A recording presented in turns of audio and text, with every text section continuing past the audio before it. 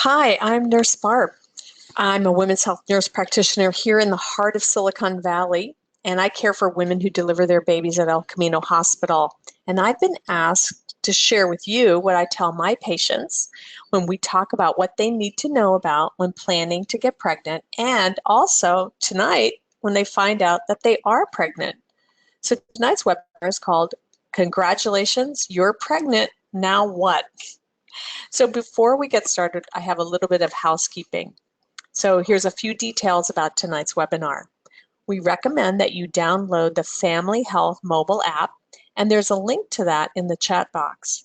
Be sure to take notes throughout today's session. You can do so on a pad of paper, your computer, or whatever's most convenient for you. We will have time at the end for questions, but please, if you have any questions that come up as I'm speaking, you can see that there's a chat box where you can type and enter your questions. Please ask them on the control panel and we will get to as many as we can at the end of this webinar. And at the end of this webinar, you'll be sent an email with a link to the resource guide as well as many other valuable tools. Today's presentation was developed by a team of experts at El Camino Hospital, including myself. Now, for those of you who are just joining our webinar series, we've already had two. And our first webinar was titled Thinking About Getting Pregnant in the Next Year. And our webinar number 2 was Ready, Set, Go, Getting Pregnant. And in our first webinar, we covered how you might be envisioning your future as a mom, as a dad, and as parents, how to improve your communication, medical and family history, medications, vaccinations, and travel. We also talked about age and risks, the importance of getting enough sleep, and how to improve your mental health and reduce stress. In the second webinar, Ready, Set, Go, Getting Pregnant, we covered nutrition, how we test for inherited conditions, how to chart fertility and improve your chances of becoming pregnant, when to see a specialist, a lot of common sexual questions, couple communication issues, and also some resources. So if you stick around, after today's webinar, you'll receive an email with a link to our first 2 webinars and also to tonight's webinar number 3, which is Congratulations, You're Pregnant. Now what? So welcome to one of the most incredible journeys of your life. Pregnancy is a time when your body will change in ways that may be difficult to imagine right now. You may feel overjoyed or worried. You may be elated and you may be overwhelmed all at the same time.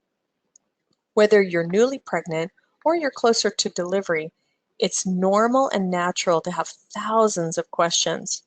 And as a pregnancy progresses, some or much of what a couple may be experiencing may be a happy surprise or a little shocking, or perhaps a little of both.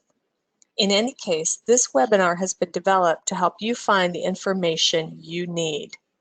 So tonight, we're going to talk about a lot of things. We'll talk about your emotions, nausea, how to prevent it, how to treat it. What about exercise and travel?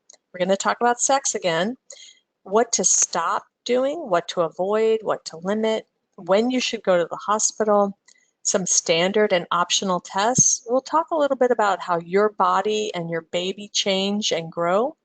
Also some nutrition and a to-do list. And finally, what El Camino Hospital offers that's unique here in the Bay Area for moms and dads and extended families.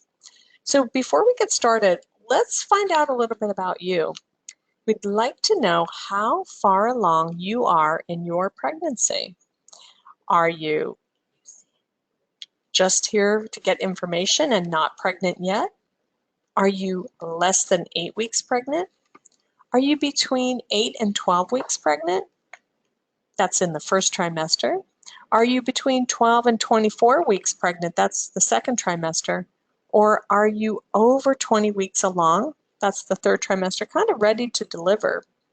So while we wait for everyone to answer, I think what we'll do is we'll start working on your emotions. Oh, wait a minute, here we go. About a quarter of you, 25%, are not pregnant. You want to learn more. About 25% are less than 8 weeks pregnant. Congratulations, you just found out. And then 33% are 8 to 12 weeks. And then a little over 15% are in the second and third trimester. So that's great. And we're really glad you all joined tonight. So let's talk a little bit about your emotions. You know, when you first find out that you're pregnant, the question, is this really, really happening to me, may spring to mind, and it may occur to you day in and day out. I want to reassure you, it's very normal to doubt the results of the pregnancy test and then take 2 or 3 or even more before reality sinks in that you're actually pregnant.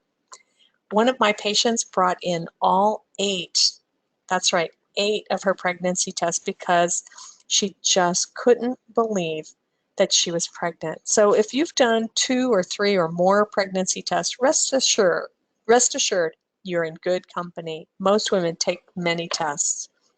In case you're wondering, the urine pregnancy tests that are available over the counter at any pharmacy or drugstore are just as accurate as those that we use in a doctor's office or a lab, a hospital, or a clinic.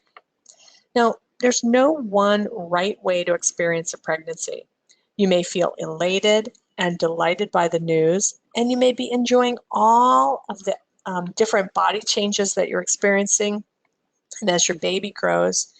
Or, you know, you may feel a little bit unsure and ambivalent. It's absolutely normal to have mixed feelings, especially when you first find out.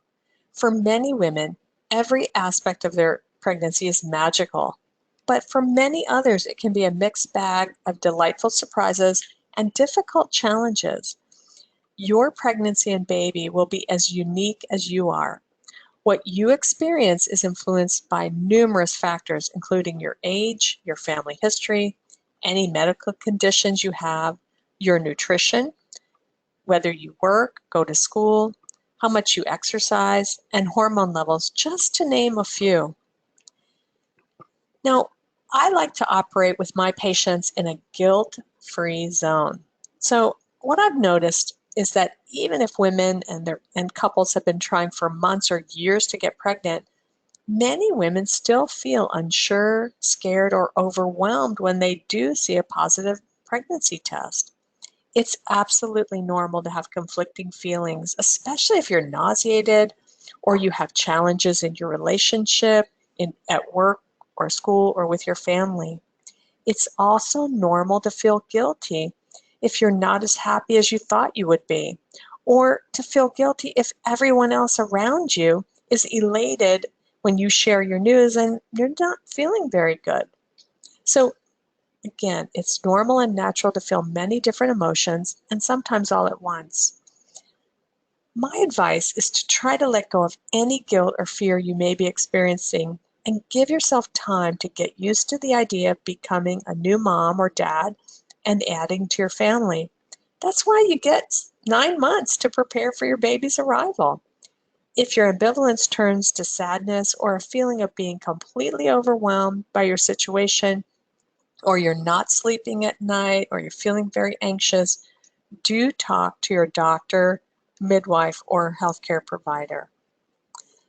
Now, in the first 10 days after conception, the developing embryo travels down the fallopian tubes to the uterus. And what you see in this picture is on the left side, day 1, the developing egg travels down the fallopian tubes to implant into the uterus.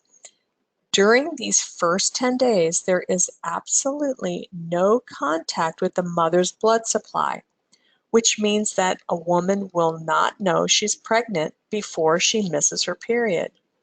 It's only after the embryo implants into the uterus that the pregnancy hormones are released into her system. A woman may not start to experience breast tenderness, nausea, or bloating until 1 to 3 weeks after she's missed her period.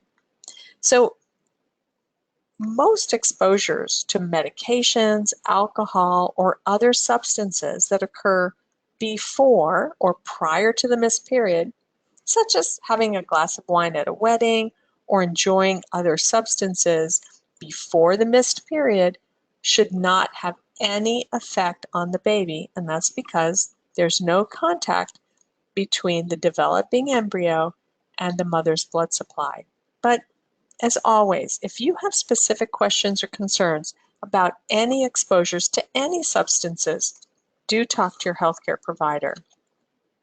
So one question that comes up all the time with my patients is, how do you come up with a due date and a number of weeks in pregnancy? And most of us grew up thinking that pregnancy lasts for 9 months. Well, it's actually 40 weeks from the first day of the last menstrual period.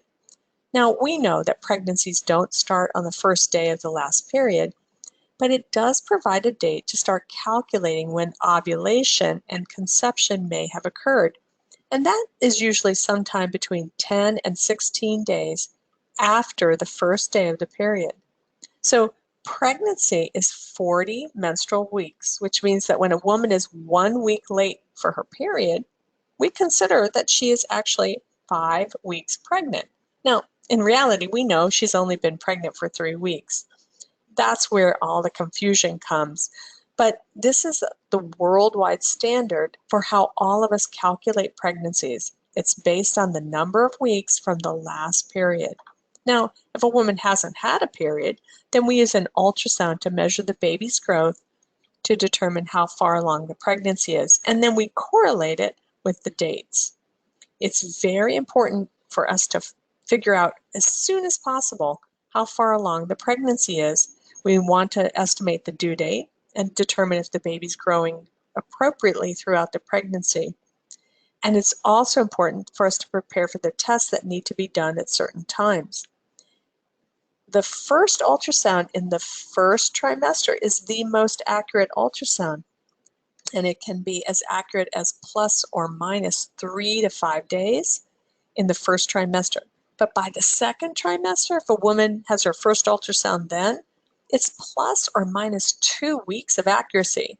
And that's why it's important to have that first ultrasound almost as soon as you find out you're pregnant, usually at about 8 weeks after the last period.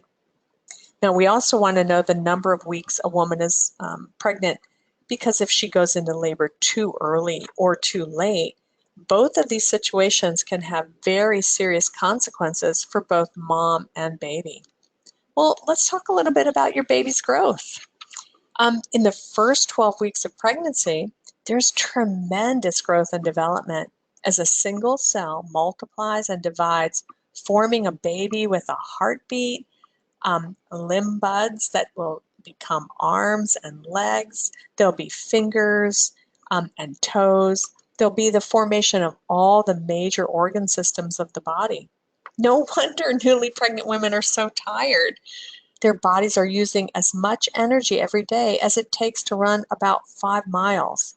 And all of this development is dependent upon increasing levels of hormones that cause many of the symptoms associated with a new pregnancy. And you guys know what those are: breast tenderness, bloating, needing to use the bathroom frequently, and of course, morning sickness and nausea. So let's talk a little bit about that. One of the very first symptoms in early pregnancy may be nausea. The good news is that not every newly pregnant mom will experience nausea or morning sickness. And I have a secret for you. Morning sickness doesn't just happen in the morning. It can occur anytime, day or night, and can last minutes, hours, or all day. And I know when I talk about it, just the idea can make me queasy. So I can only imagine what it's doing for those of you who are listening tonight. But starting at about 7 to 8 weeks, about 2 out of every 3 newly pregnant moms will feel queasy, kind of seasick, or unable to eat. The feelings may be mild at first and then worsen every few days, and that's because of the rapid increase in pregnancy hormones. Nausea usually improves by the 12th to 14th week, and that's when the pregnancy hormones kind of level off. But moms with twins will have more pregnancy hormones, and they're much more likely to experience nausea. So here's a few things you can do to prevent nausea. Before you get out of bed, try to have a few crackers by your bedside and eat them maybe even just put them in your mouth, let them dissolve, and then wait about 5 to 10 minutes and then get up slowly. Try to eat small amounts of food throughout the day, maybe a bite or two every half hour. What we know is that nausea is worse when you have an empty stomach. So the idea here is to try to keep your stomach kind of half full all the time. Try not to eat a large meal on an empty stomach because it's likely to come right back up. And if your prenatal vitamin is making you feel a little queasy, try taking it before bed. And don't worry if you can't take your vitamin every day. Well, what if you do have nausea? I know I had a lot of morning sickness in my pregnancy, and oh gosh, it was so difficult to function. Here's some tried and true things that you can do to feel better. Remember, it's best to keep your stomach kind of half full all the time. And you can try these things to settle your stomach. This is a kind of a scuba diving trick. Anything with ginger will help decrease seasickness and nausea. So you can try ginger cookies, ginger ale, or ginger tablets. Cut up fruit such as watermelon or cantaloupe that's kind of juicy will give you a little bit of sugar, a little bit of water, and it can ease how you feel. Also, a lot of women like grapes. You can try flavored popsicles. And then this is a trick I learned when I worked in pediatric intensive care when children were very nauseated from chemotherapy. What we did was we never gave them plain water or plain juice. We always mixed equal parts of water and clear juice, like an apple juice or a grape juice. And then we gave the children 1 teaspoon every 5 minutes. And then after about a half hour, they could take larger sips. And this is a good way to get rehydrated. Because if you're dehydrated and you haven't had much to drink, your nausea is going to get a lot worse. You can also try Melba toast, dry bagels, dry toast, and C-bands, which use acupressure along your wrists, can really help. Now, when should you call your provider if your nausea is really bad? If you have been unable to eat or drink anything for 6 hours or longer, now this is when you're awake, not when you're sleeping at night, please do call your provider. Or if you've been vomiting or have had diarrhea for 6 or more hours. There are prescription medications that are available that are safe in pregnancy that can help you with your nausea. Well, let's switch over to exercise now. A lot of my patients want to know whether they can exercise in pregnancy. And a lot of my patients who come from various parts of the world have been told that when a woman becomes pregnant, she is not allowed to exercise. In fact, a lot of my patients are advised by family members to just lie down for most of the day, quit their jobs, and not move at all for fears of harming the baby or carrying a miscarriage.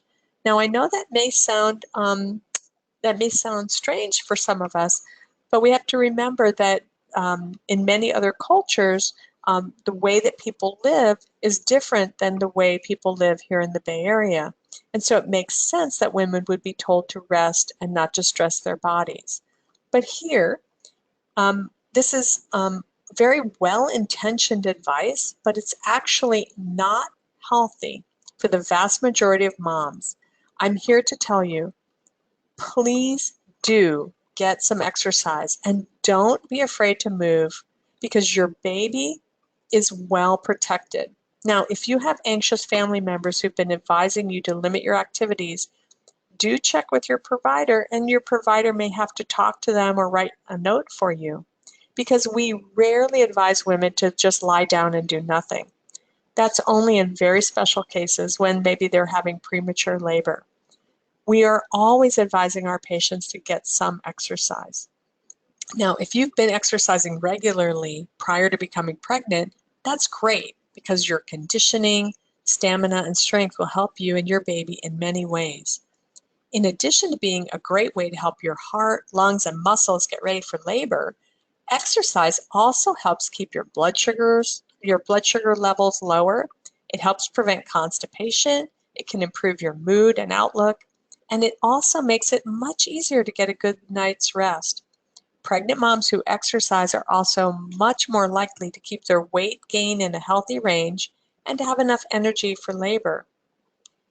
Exercise in pregnancy is just as simple as taking a walk. So don't give up completely if you can't join a gym or you don't have time to do a full hour of exercise. And remember, this is a guilt-free zone, so any exercise is better than none. Well, maybe we should talk about some guidelines. If you haven't been exercising, it's never too late to start. But I do want you to start off slowly and gradually increase the time and intensity of your exercise. I don't want you to run a marathon to increase your endurance because walking is just as beneficial and it may be safer than running or jogging, which puts a lot of stress on your knees and your joints. So to help you get back into an exercise routine, try walking for about 10 to 15 minutes at least 5 times a week, and gradually increase the time you spend walking by 5 minutes until you can comfortably walk for 45 to 60 minutes every day. And this will help you feel better in so many ways. If you're going to be outside, be sure to wear sunscreen, as pregnancy hormones can cause the skin to develop dark spots and more pigmentation on the upper lips and cheeks, and this is known as the mask of pregnancy. Your tummy is going to get a lot larger, and what can happen is that the ligaments that hold the uterus in place can stretch. And so when women are exercising, sometimes they will feel a little cramping in their lower abdomen, and this is typically from ligament stretching. So you may find that using a supportive pregnancy belt or a belly band will take some of the pressure off your ligaments. So during pregnancy, your heart and your blood vessels will adapt and grow to keep up with the increasing needs of your baby and your body, and your pulse may increase. Something as simple as climbing a set of stairs or traveling to a place at higher elevation can cause you to feel slightly out of breath. It's a good idea to modify your exercise to a lower intensity. So the rule of thumb is it's better to work out a bit longer and at a slower pace than to push yourself to work out at a higher intensity. Also, you're going to sweat more in pregnancy because you're carrying more weight and your heart is working harder. That's why it's important to stay hydrated and get plenty of fluids all the time in pregnancy, but especially when you're exercising. Now, one thing is for sure, your tummy is going to get a lot larger, and this changes your center of gravity, and it can make rollerblading, skating, skiing, and other activities more risky as you're more prone to falling. There are some exercises that are recommended in pregnancy, like walking, cycling, hiking, yoga, swimming, and low-impact aerobics. But it's not recommended that you do horseback riding, downhill skiing, rock climbing, scuba diving, or kickboxing. And you can understand that we want to protect your tummy and reduce the risk of falling. Again, please do check with your healthcare provider if you have more specific questions about exercise. And one final thing, after the 5th month of pregnancy, we want you to avoid exercising on your back, as the weight of the uterus and your tummy can press on the blood vessels that bring blood to the baby and decrease blood flow. So be sure to try to exercise on your side. All right, I get questions about car travel all the time because some of my pregnant patients travel 1, 2, or more hours each day commuting to their jobs. Others travel for work or for vacations. Whatever the case, traveling by car, bus, train, or airplane is generally considered safe for healthy pregnant women. If you're going to be sitting for an extended period of time in a car, it's best to take breaks every 1 to 2 hours by getting up and walking around. Even a quick visit to the bathroom will prevent your bladder from becoming too full, and it also helps with your circulation. As your pregnancy progresses, think about bringing a small pillow for your lower back for long journeys. And you can bring a pillow to take a nap if you're taking a long car ride. Be sure to bring along nutritious snacks and water because if you're commuting and you're in a lot of traffic, you may get hungry, you may get thirsty. It's important to plan ahead for car travel. Likewise, with airline travel, many women in the Bay Area travel for work or to visit family. Airline travel can be very stressful on your body, your baby, and it can cause a lot of stress just getting to and from the airport. So do get some guidance from your OB provider. But here's some tried and true tips. Make sure you have everything you need in your carry-on bag in case your luggage gets lost or is delayed. Do check with your OB provider about when and where it's safe to travel, especially now that Zika virus is in different parts of the world. You have to wear your seatbelt, and if it's too small, ask for an extender. Try to get a seat with extra leg room or one on the aisle so you can get up and walk around. Try to avoid caffeine and drink lots of fluids. Do pack nutritious snacks, and bring along a pair of loose-fitting shoes in case your feet swell. Plan to get up and walk around at least every 2 hours. Let's talk about something that all my patients want to know almost as soon as they find out they're pregnant. What do they need to stop doing? What do they need to avoid? So I think most of us know that it's important to stop smoking, drinking alcohol, and using recreational drugs when you're pregnant. But it's very common that women may be smoking, using marijuana, alcohol, or other drugs to help reduce their anxiety or help them sleep prior to having a positive pregnancy test. And the fact is that it can be very difficult to just stop once you find out you're pregnant. And yet all of these increase the risk of miscarriage, bleeding, smaller babies, premature babies, developmental delays, and other serious consequences. Now, I know how difficult it can be for women to bring this up with their providers because they may feel a lot of shame and embarrassment. They know that they need to stop, but they may not feel that their OB provider will understand, or worse, that their OB provider will judge them. But I'm encouraging you, if you're using any of these substances, do talk to your OB provider. We've all encountered these situations before, and we're here to support you and guide you toward being as healthy as possible and to help you find the resources you need to help decrease the use of these substances. When it comes to alcohol, many of my patients want to know if a little is okay. The truth is we just don't know how much alcohol is too much for each unique mom and baby. And that's why it's recommended that in pregnancy, a woman not have any alcohol at all to minimize the risks to her baby. What about foods? During pregnancy, we want moms to eat a wide variety of nutritious foods for optimal health, but there are some foods that are more risky, and here's why. During pregnancy, a woman's immune system changes in several ways that enable her to carry her baby. This means that she's much more susceptible to becoming very sick from spoiled or contaminated food. In addition, whatever the mom eats may also pass more easily to the baby, who is much smaller and less resistant to toxins or bacteria.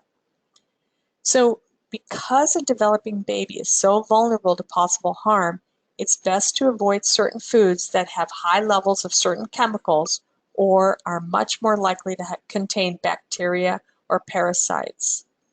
Though you may feel that the risks are slight, or you may have heard conflicting advice from friends, all of the food items that we're mentioning here have been identified repeatedly as very risky for pregnant women, and they've been associated with causing serious harm, including miscarriage. Now, the confusion arises because the advice you hear from friends or family members, these are people who don't have access to the same research and data that large organizations like the American College of OBGYNs or the Centers for Disease Control have. My advice is to always use trusted sources of information. And when it comes to your health and the health of your baby, there are plenty of other healthy, tasty, and nutritious options available. So why take the chance of eating something that could be dangerous? Now let's talk a little bit about fish. Because fish may contain mercury or other toxic contaminants, it's best to limit fish to 2 servings per week. And for more information, you may check seafoodwatch.org. There are also some foods that are much more likely to contain bacteria or parasites, and that includes unpasteurized juice, raw milk, raw meat, raw fish, and raw shellfish.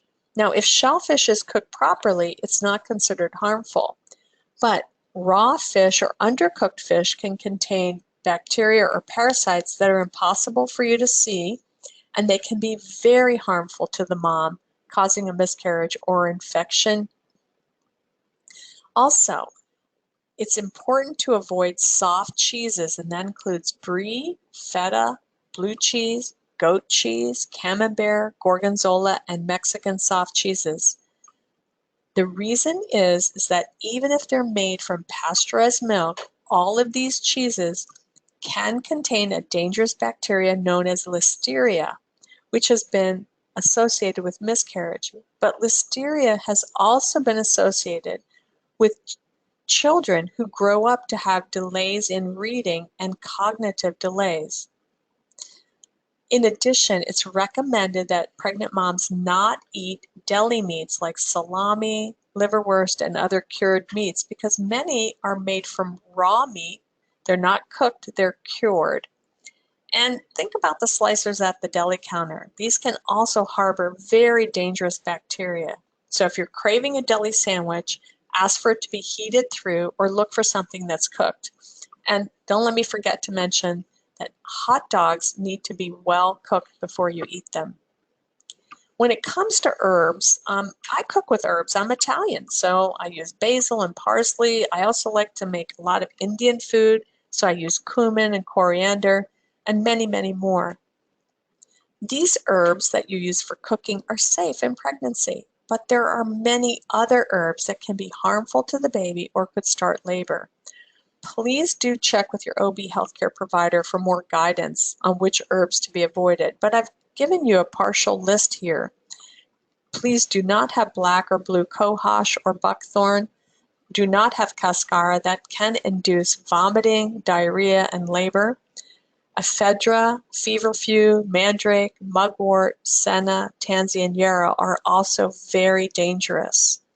If you visit an herbalist or you buy traditional Chinese herbs, I want to caution you to be very, very careful, as many of the herbs that are available through herbalists can be very dangerous in pregnancy and cause miscarriage. I also want to talk about something called hot foods, cold foods, or sour foods that many women from other parts of the world have been advised not to eat. Sometimes they're told not to have papaya, eggplant, sesame seeds, and others because these foods are associated with miscarriage from their countries of origin. But I want to reassure you that consuming small amounts of eggplant, papaya, sesame seeds are considered completely safe in pregnancy. When it comes to medications to avoid, there's many safe over-the-counter medications that women can safely use when they're pregnant. However, aspirin and non-aspirin pain medications, the ones that contain ibuprofen or naproxen, these are known as non-steroidal anti-inflammatory medications, or we abbreviate that as NSAIDs, N-S-A-I-D. You know these as Motrin, Aleve, and Advil, or maybe ibuprofen or naproxen. These are very dangerous in pregnancy because they can cause bleeding or other complications for the baby's heart. Sometimes women with certain autoimmune conditions will be advised to take a baby aspirin every day. However, this is not something any pregnant woman should do on her own. Now, Tylenol or acetaminophen is generally considered safe in pregnancy. I know it's a long list of what to avoid, isn't it? And but it's important if you want to be healthy. So let's move on to cat litter and soil. I know you love your cats. I love cats too. However, even if they're indoor cats, their poop or their feces may contain toxoplasmosis, a harmful parasite. So you can pet your cat, you can play with your cat, but changing the cat litter is not something you should do when you're pregnant because toxoplasmosis is airborne. So do not change the cat litter while you're pregnant. Toxoplasmosis can also be found in soil or in undercooked beef or pork. So if you do any gardening, be sure to wear rubber or leather gloves and wash fruits and vegetables well. In addition, it's important to cook beef and pork thoroughly. Now, in pregnancy, we'd like you to avoid using hot tubs and saunas because it can raise your core internal body temperature too high, which can be dangerous for the baby. It's kind of like having a very high fever.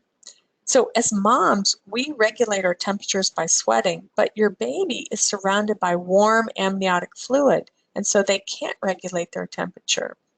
So avoid soaking in a hot tub, avoid saunas, and when it comes to hot baths, if you're completely immersed and you're sweating, it's likely that your temperature is too high and it's too hot for your baby. But if you want to take a nice warm bath, which is amazing and soothing for your lower back, be sure that your tummy's out of the water and that you're not sweating.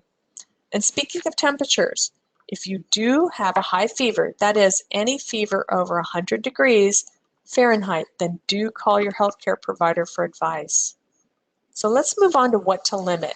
Everyone wants to know about caffeine from coffee, tea, and energy drinks. Caffeine is a stimulant, and what research has shown that it's important not to have more than 3 to 5 servings a day because there's an increased risk of miscarriage. So we advise our patients to limit themselves to 2 servings or less per day of anything with caffeine. When it comes to artificial sweeteners, we still don't know enough about their effects, but most experts agree that because they've been around for years and there's no known effects, they're probably safe to use. When it comes to peanuts, if you yourself are allergic to peanuts, then of course you shouldn't have them at any time, whether you're pregnant or not. But when it comes to preventing a peanut or other nut allergy, we used to think that pregnant women should not have any if they wanted to prevent an allergy, but recent evidence has shown that this is not the case and that there isn't a good way to prevent a baby from developing a peanut allergy. Unfortunately, peanut and other nut allergies often run in families regardless of the prenatal exposure.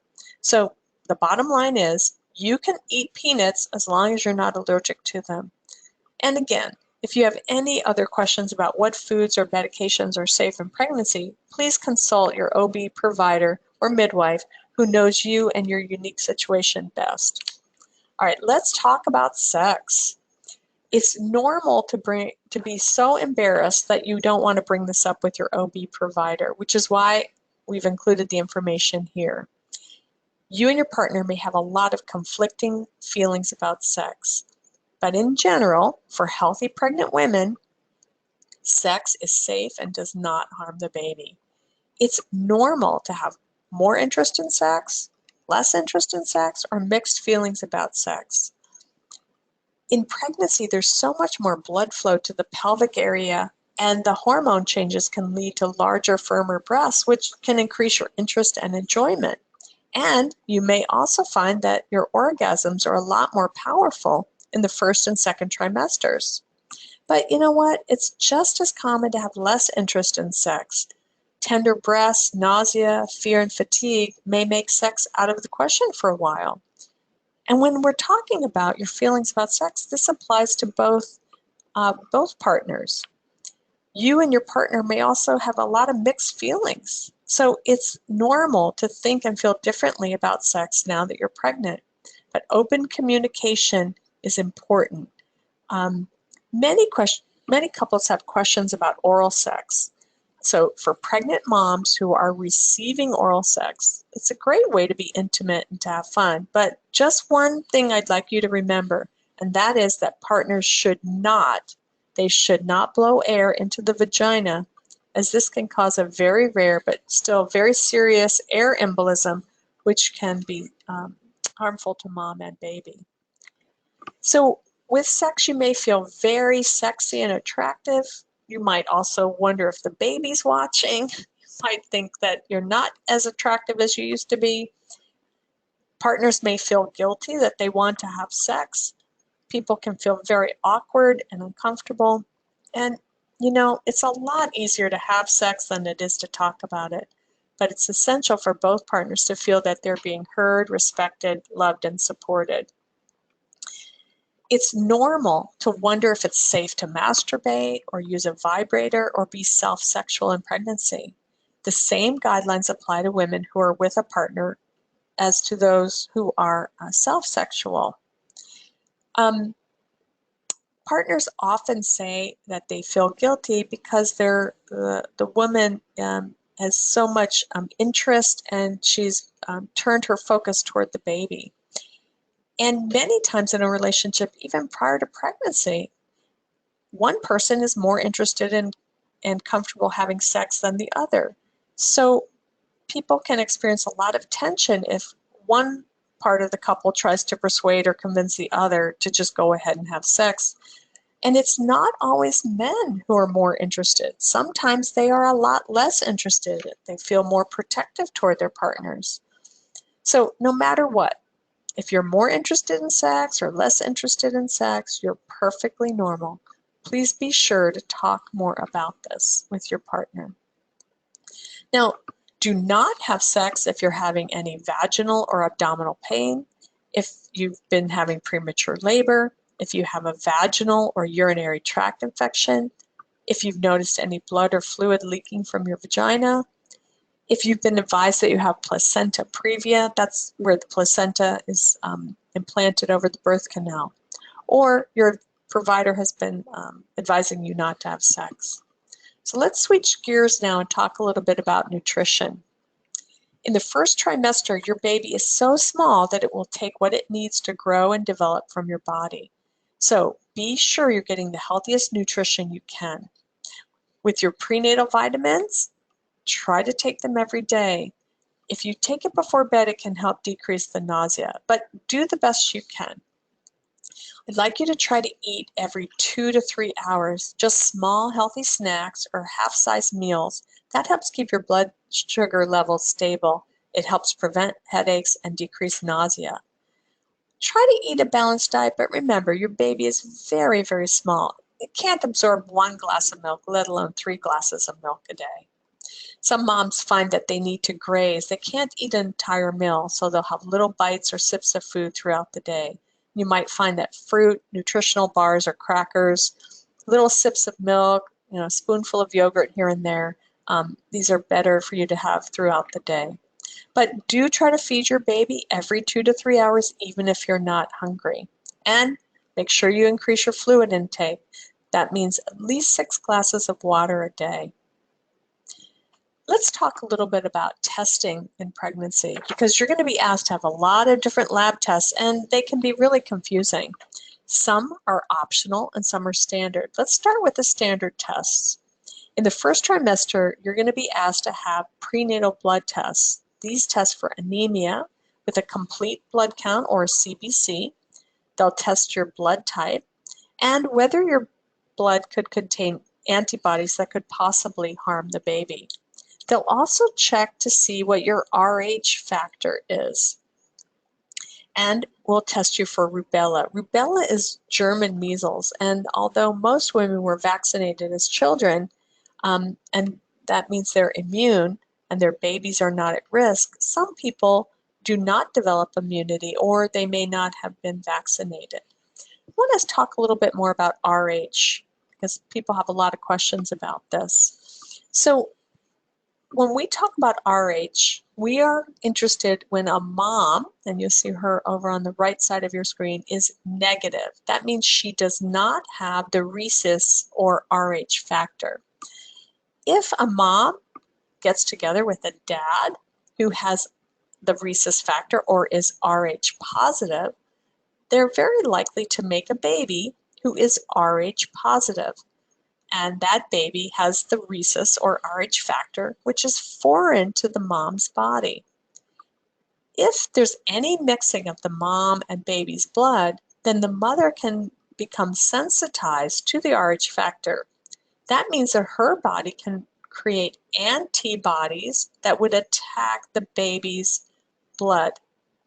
That's why we test moms for Rh factor. If she's negative, we test the dad, and then we give Rogam, which is a medication that prevents antibody formation, because those antibodies can cause a lot of harm for the baby. There's also standard tests for diabetes, infections, and the pap smear. So you may be asked to be tested in the first and second trimester for diabetes.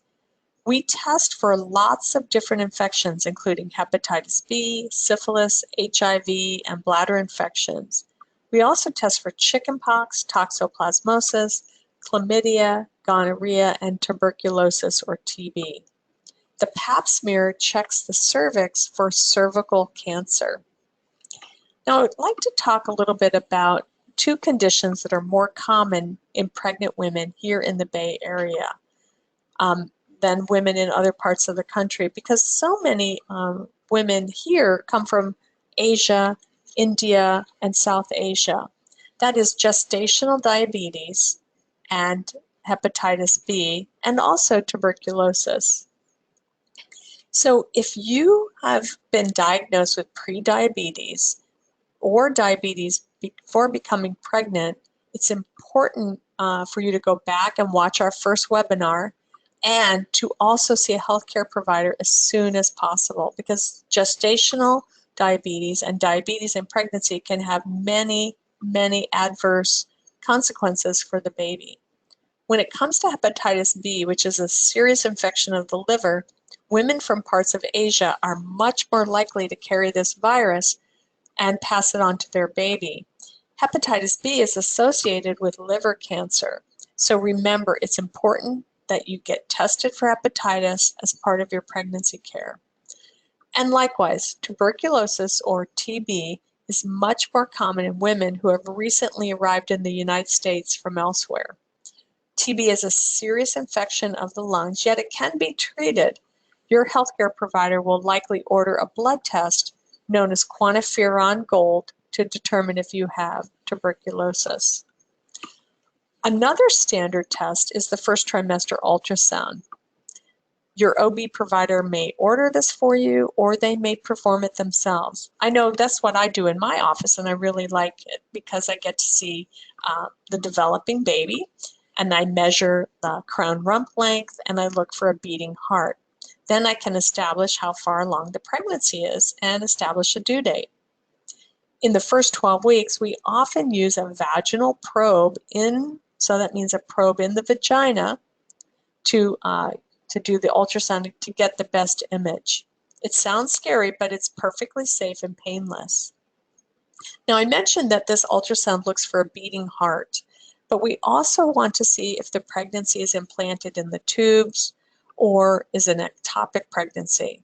We also need to make sure there's a heartbeat, because if there's not, that indicates a miscarriage. And some women may not have any symptoms of a miscarriage or symptoms of an ectopic pregnancy, and that's why it's important to get that ultrasound in the first trimester. Now, unfortunately, about 1 in 5 pregnancies will end in a miscarriage, and this can be devastating and can take 1, 3, or more months to recover, both physically and emotionally.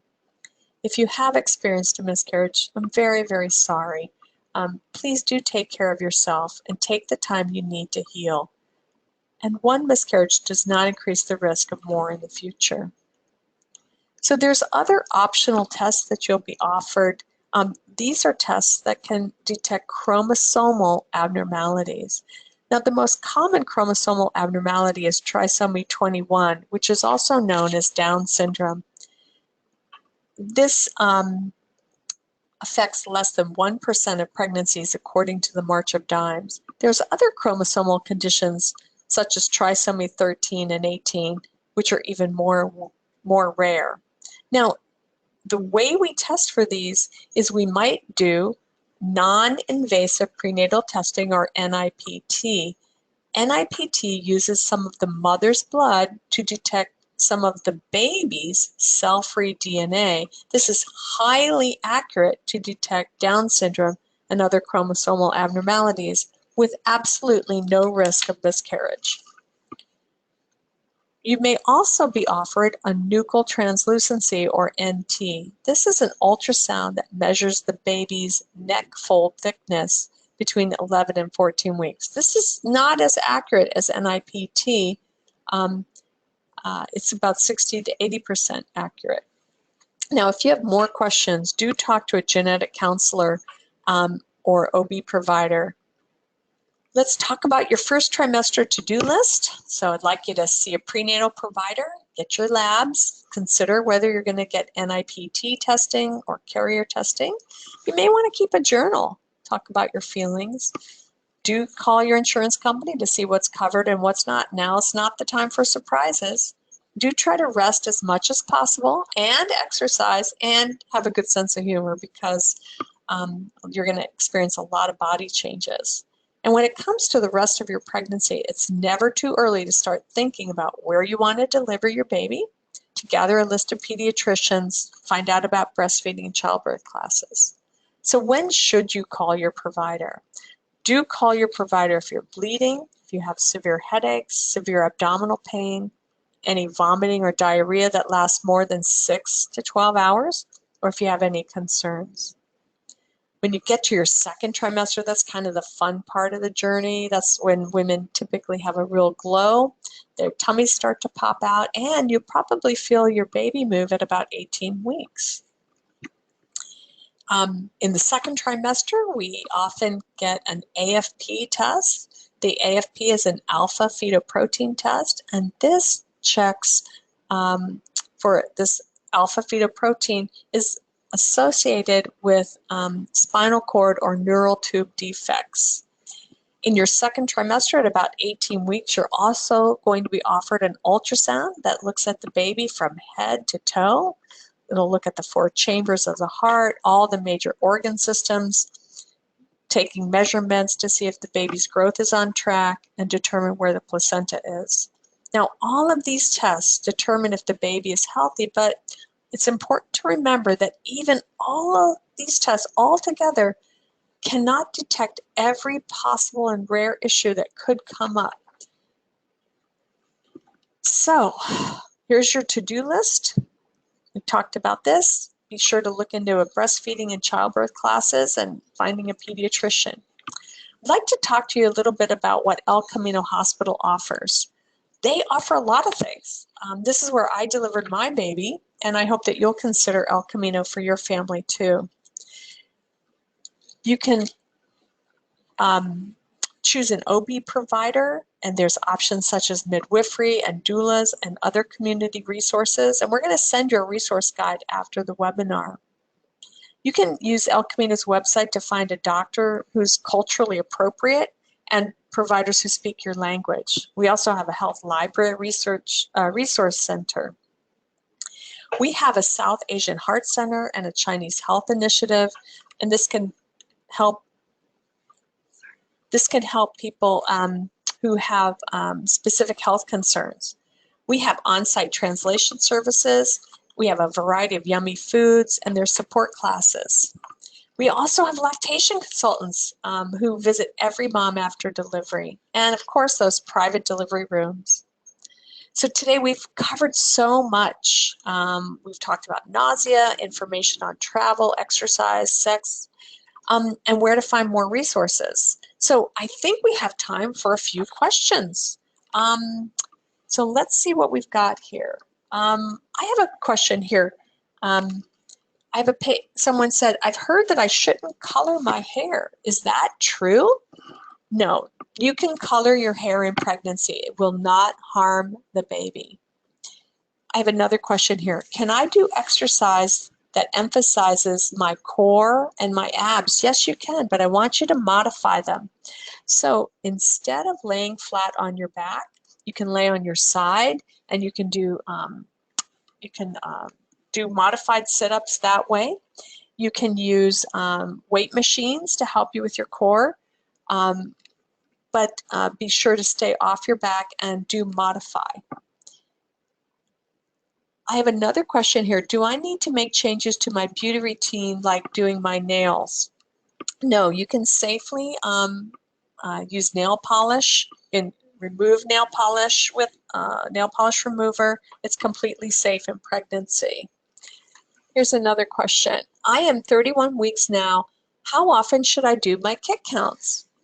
I recommend that you do your kick counts every day. So set aside about 10 to 30 minutes where you can sit down, put your hands on your tummy, and mark every time you feel your baby move. You should feel your baby move about 10 times within 1 to 3 hours. If you're not feeling any movement or there's decreased movement, do call your healthcare provider. This woman has a question. I had omeprazole in the 5th and 6th week after doctor's advice. Is it safe? Yes, it is. Omeprazole is used for reflux or gastroesophageal reflux and heartburn. It's completely safe in pregnancy. Here's some question on raspberry leaf tea. A lot of women use raspberry leaf tea to calm their uterus, and it is safe in pregnancy. Oh, here's a question. Just found out I was pregnant. When should I go see the OB for the first prenatal visit? It's best to go at about 8 weeks after the last menstrual period. We have another question here. I've heard that it's okay to have 1 glass of wine a few times in pregnancy. Why all the fuss about alcohol? Well, every woman and baby pair is unique, and we just don't know how much alcohol is too much for each woman and her baby. So we have to advise you not to have any wine or any alcohol in pregnancy. You know, I still have time for some more questions, so please type them into the box. Don't be shy. Here's a question. Do I need to see a doctor to get an ultrasound? Well, you can, but it's helpful to have a provider to review the results with you. I have another question here. I feel lots of kicks deep down in my uterus near my butt. Is it fine? Yes, it is. As long as you're feeling movement, no matter where it is, it's fine, and it means your baby's getting plenty of good, healthy blood flow, and that they can only move if they're getting plenty of nutrition. Here's a question. How about thyroid levels during pregnancy? We often check a TSH and a free T4 in pregnancy. And if you have any concern about your thyroid, if you are already hypo or hyperthyroid or you have a family history, do ask for thyroid levels because they do change in pregnancy based on the interference from the pregnancy hormones. Here's a good question. Is there an increased risk with 1 previous Down syndrome trisomy miscarriage in the first trimester? With trisomy 21, which is Down syndrome, 97% of those babies, it is not familial. It is a random event. But there is about 3% of babies with Down syndrome where it is familial. So the vast majority of couples who have a baby with Downs will not be at increased risk for having another baby with Down syndrome. The risk of Down syndrome is related to the age of the mom, but of course, at about, let's say a woman is 25, the risk is about 1 in 2,000 women at age 25 will have a baby with Down syndrome. When do you have to stop lying on your back? Well, I'd like you to stop lying on your back at 20 weeks, about halfway through at about 5 months, because that's when the weight of the uterus can compress the vessels that bring blood flow to your uterus and your baby. Here's another question. Is it all right to use facial bleach during pregnancy? You know what? It's okay. I'm Italian, I'm very hairy, and I used it when I was pregnant. It does not get to the baby. Your baby's very well protected. Is it okay to go through the security scan x-ray at the airport? It is, but you know what? It's okay, but I think you should ask to walk through the other, don't get scanned. It's considered safe, but I think that you'll feel better if you walk through and let them pat you down.